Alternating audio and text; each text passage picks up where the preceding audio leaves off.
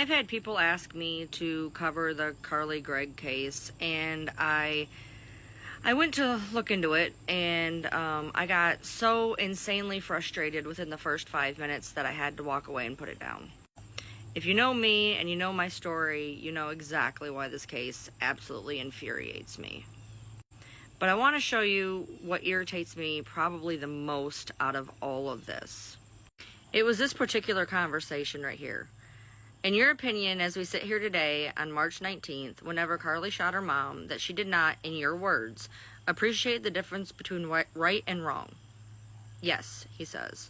And it's your opinion that she didn't appreciate the difference between right and wrong when she hid the gun behind her back. It is my opinion that she did not appreciate the difference between right and wrong at that point in time. She purposely held it behind her back so the camera wouldn't see. So that is the markings of somebody who knows they are doing something wrong. Let's continue. When she peeks around the kitchen wall after going to retrieve it, I assume it's your opinion that she didn't appreciate the difference between right and wrong at that point in time. He says, my opinion's yes. What? When she removed the camera from the wall and hid it in the fridge, it's your opinion that she didn't appreciate the difference between right and wrong? Correct, he says. She so doesn't know right from wrong that she hides it from the camera. Then when that wasn't enough, took the camera off and hid it in the fridge because she had no concept between right and wrong. When she invited over BW and she said that she put 3 in her mom and her stepdad would be home shortly and she had 3 more, you'd say she didn't know the difference between right and wrong? Correct, he says. Because of course, after you do your mom in, the first thing you do is text a friend and say, hey, guess what? And when she ran from the house after it was all done, she didn't know the difference between right and wrong? Correct, he says. She knew enough to run away from the crime that she just committed. I'd say that's knowing right and wrong. And they say her memory came back as she was standing by the side of the road, having crawled out of a drainage pipe wet, and the police officer came by and picked her up. On cross, the prosecutor noted how convenient it was that she could recall what happened before school, during school, and when she was arrested, but not the time that she actually did the crime. I am fully prepared for the comments in this. Fully prepared, don't give a shit. They try to put this all on mental illness. Fuck that.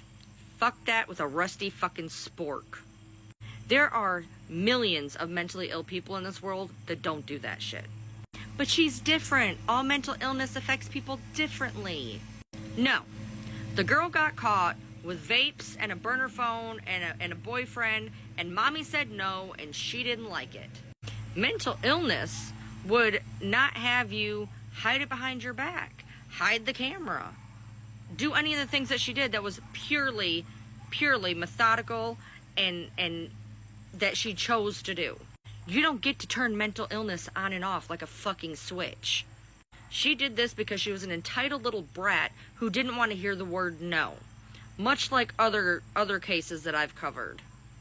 Much like the life that I've lived.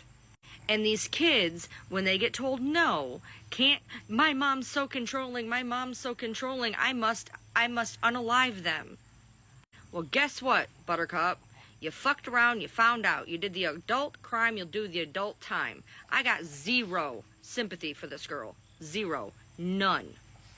I'm tired of mental illness being used as some fucking cop-out. She did what she did. She chose to do it. She chose to do it because she didn't want to hear the word no.